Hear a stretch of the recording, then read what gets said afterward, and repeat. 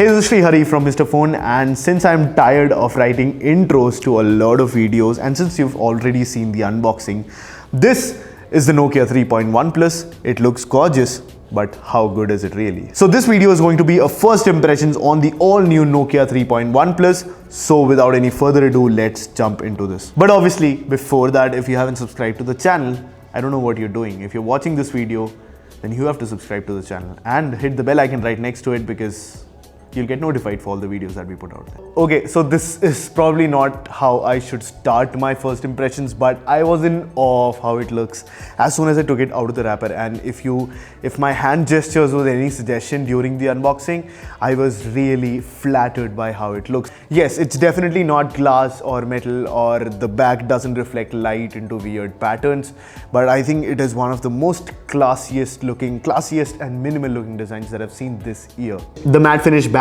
accented by those shiny metal accents on the camera, and the fingerprint scanner somehow seems like a rare beauty these days. The feel in hand is also very good. The soft touch plastic obviously feels extremely grippy in hand, and I assure you this back will be quite difficult to crack. The matte finish on the back although will capture a lot of smudges, so that is something you'll have to worry about, but the rest of it looks fine to me.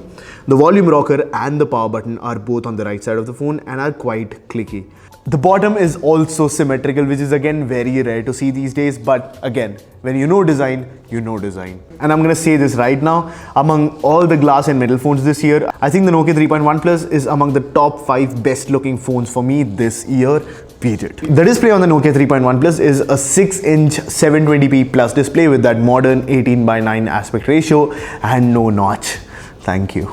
Now the display itself doesn't look bad on first look, but yes, one thing I noticed right off the bat, and obviously because I'm a reviewer and that's how I judge my displays, the display looks fine from the front, but as soon as you tilt it, the color shift is very unappealing, and that's generally the case with economical LCD panels. But yes, the color shift here is bad enough for me to be disappointed with it. Rest of it looks fine. The brightness also looks pretty good, and obviously I'll test it out for the full review, but till then, these are my first impressions about that display. Now we come to the software. The Nokia 3.1 Plus, like all Nokia phones this year, runs stock Android under the Android One program. This is the sweetest mark that any tech enthusiast can ask for on a phone. The clean stock Android is one of the least taxing operating systems that your phone can run, and with the budget processor inside, stock Android is the best choice for it. With Android One, you can get a bloatware free phone out of the box, and it's just complete control of what apps you want to keep and what apps you want to delete. The camera app is Nokia's own, but the rest of it is clean stock Android, which means that you get a smooth vanilla experience. Now for the people who are not fans of stock Android and find it boring, this might not be the phone, but for the people who love that minimal clean Android look, here it is. Now talking about performance, the Nokia 3.1 Plus comes with a Helio P22 chipset inside, which is an octa-core chipset from MediaTek. Now this is clocked at 2 GHz, and it's obviously a competitor to the Snapdragon 450 that you'll find in a lot of devices in this price range. Now the chipset is definitely not the most powerful available, but you'll have to wait for the full review to understand how it actually performs in real life. Now for the limited time I had with the device, the UI seems smooth and I didn't find any drops yet. The surfing is also pretty smooth and it feels very snappy. I haven't installed a lot of apps on it, so once we do that in our testing period for the full review, we might be able to help you better. But for now, everything seems fine, but please do wait for the full review till you make your buying decision. And if you want to know as soon as that video drops, subscribe to the channel and hit the bell icon right next to it. Now coming to the cameras, at the back we see a dual camera setup with a flash at the bottom. So dual camera setup is a 13 megapixel f2.2 aperture plus a 5 megapixel f2.4 aperture for probably depth sensing and the bokeh effect that you see basically. The front camera is an 8 megapixel f2.2 sensor. Now here are some pictures that we took of this phone, and the first thing that we see is that it does have a lot of trouble focusing. Of all the pictures that we took, very few really came out well focused. The tone also looks to be slightly on the warmer side, which is not my cup of tea, although the picture that you see here is indeed of my cup of tea. Now obviously for this price I would have wanted a better selfie camera than a back camera, because at this price when someone buys a phone, I'm pretty sure they're not buying this phone to do a lot of photography. So what they might be doing with the phone will probably be taking a lot of video calls or taking a lot of selfies with their friends, and I think for all those reasons I would have wanted a much better selfie camera than the back camera. But here the selfie camera seems to be lacking a bit. Still, we are going to test it out completely in a detailed way. We are also going to compare it to other phones.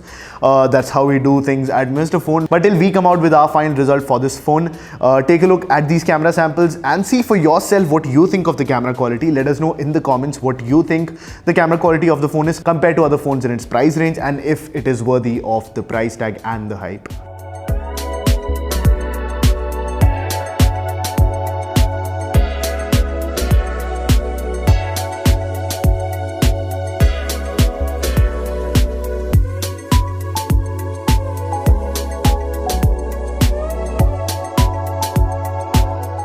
So now finally we come to the battery, and the battery inside this Nokia 3.1 Plus is a 3500 mAh battery.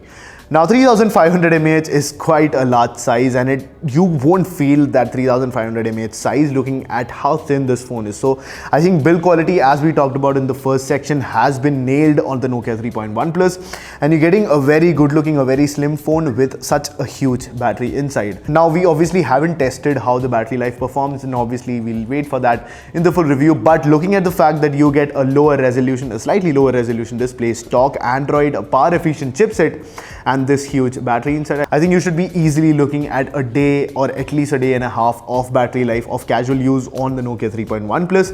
And it comes with a micro USB port at the bottom. Obviously no fast charging, but at this price I don't think you can really complain about that. So with that, we come to an end of this first impressions and unboxing of the Nokia 3.1 Plus. I think it's a solid phone. The Android One branding is love. The Nokia design has been amazing on this. The cameras and the processor is something we would want to definitely test out in very detailed form. So wait for that full review. I would advise you to not make a buying decision until you see the full review from Mr. Phone. And if you do want to know when that video drops, subscribe to the channel and hit the bell icon so that you'll know as soon as that video drops on the channel. So I guess that's it for this one. Thank you so much for watching. Let us know if you have any feedbacks in the comment section below. But till then, this is Sreehari from Mr. Phone with this gorgeous looking Nokia 3.1 Plus, and I'll catch you in the next one.